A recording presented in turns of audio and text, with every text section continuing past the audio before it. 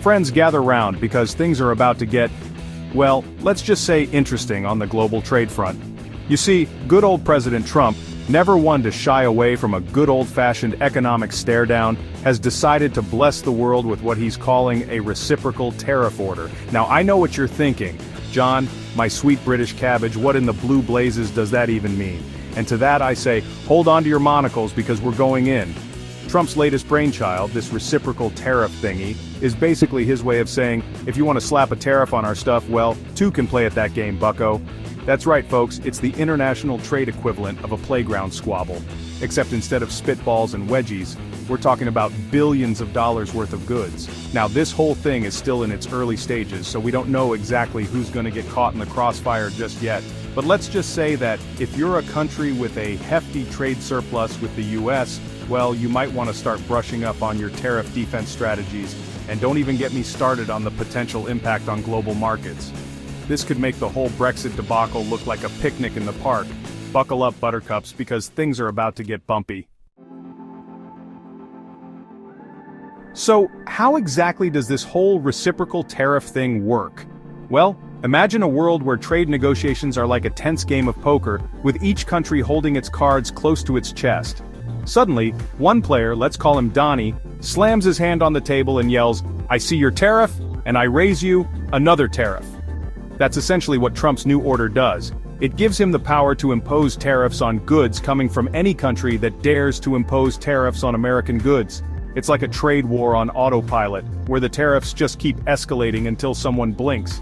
Now this whole thing might seem a bit chaotic, but there is a method to the madness.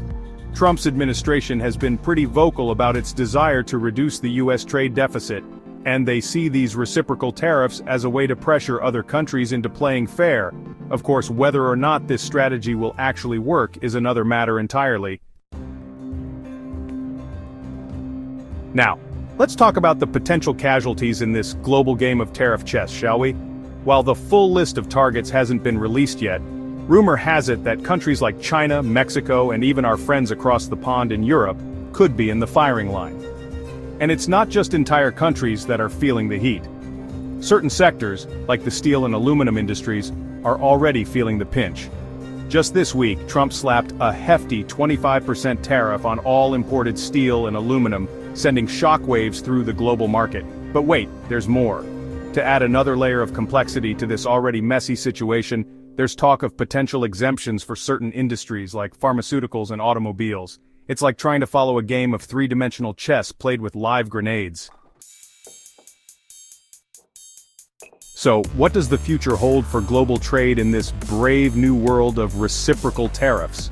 Well, if I had a crystal ball, I'd be sipping margaritas on a beach somewhere instead of trying to explain this economic roller coaster to you fine folks. The truth is, nobody really knows what's going to happen. Some experts believe that these tariffs could lead to a full-blown trade war, with devastating consequences for the global economy. Others argue that it's all just a negotiating tactic, and that Trump will eventually back down. One thing's for sure though, things are about to get a whole lot more complicated for businesses and consumers alike. So buckle up, buttercups, because we're in for a bumpy ride. And who knows? Maybe we'll all come out of this with a newfound appreciation for the delicate balance of international trade. Or maybe we'll just end up paying more for everything.